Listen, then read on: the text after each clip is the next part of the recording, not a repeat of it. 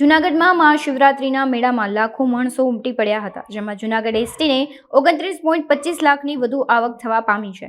આ અંગે એસટીના depot manager VM મકવાણાએ જણાવ્યું હતું કે મહાશિવરાત્રિ પર્વને લઈને પ્રતિવર્ષ જૂનાગઢ એસટી ડિવિઝન દ્વારા તેમના 9 ડેપોની મદદથી એક્સ્ટ્રા બસનું સંચાલન કરવામાં આવે છે।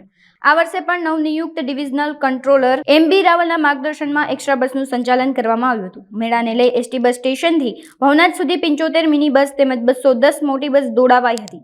આ દરમિયાન ગત વર્ષ કરતા આ વર્ષે એસટીને 29.25 લાખની આવક વધુ થવા પામી છે। ગત વર્ષે 1.33 કરોડની આવક સામે આ વર્ષે 1.62 કરોડની આવક થવા પામી છે। આમ એસટીને મહાશિવરાત્રિનું પર્વ ફળ્યું છે। હું વીએમ મકવાણા દર વર્ષની જેમ આ વર્ષે પણ જૂનાગઢ વિભાગ દ્વારા મહાશિવરાત્રિના મેળામાં એક્સ્ટ્રા સંચાલનનું આયોજન કરવામાં આવ્યું હતું।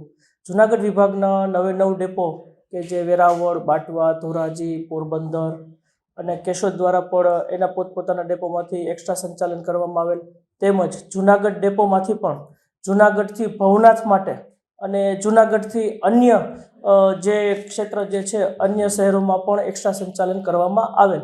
ગત વર્ષની જેમ આ વર્ષે પણ એક્સ્ટ્રા સંચાલન કરવામાં આવે, એમાં જૂનાગઢથી ભવનાથ માટે કુલ 65 મિની બસો રાખવામાં આવેલ અને 65 મિની બસો થકી આ વર્ષે 3384 ટ્રીપો થયેલ છે અને ઓવરઓલ જે છે 9 ડેપોમાંથી કુલ ટ્રીપો જે છે એ 6690 થયેલ છે।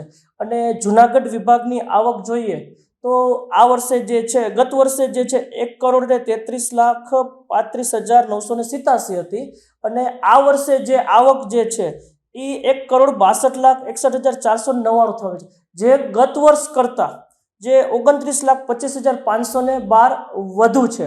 અને મુસાફરોની દ્રષ્ટિએ જોઈએ તો ગત વર્ષે જે મુસાફરો જે હતા એ 2,88,143 હતા, જે આ વર્ષે જે છે ગત વર્ષે જે છે 2,72,707 હતા, જે ચાલુ વર્ષે જે છે 2,88,143 અને ચાલુ વર્ષમાં જે છે કે ભાઈ 15,433 મુસાફરોનો વધારો થયેલ છે। આમ જોઈએ તો જૂનાગઢ વિભાગના 9 ડેપો દ્વારા સંપૂર્ણ સંચાલન સફળતાપૂર્વક પાર પાડવામાં આવે છે। સંપૂર્ણ જે સંચાલન જે છે નિર્વિઘ્ન અને જે આપણે સરકારશ્રીનો ભવનાથ તળેટીમાં જે પ્લાસ્ટિક મુક્ત જે કરવામાં આવતું એમાં પણ અમારા એસટી વિભાગ દ્વારા જે છે સંપૂર્ણ સહયોગ આપવામાં આવેલ છે અને એસટી બસમાં અમે ડસ્ટબિન મૂકેલી હતી અને અમારી જે બૂથ ઉપરથી પણ જે છે અવારનવાર જે છે કે ભવનાથ ક્ષેત્રમાં કે ભાઈ પ્લાસ્ટિક લઈ જવું નહીં એની પણ પૂરેપૂરી જે છે માહિતી આપવામાં આવેલ હતી।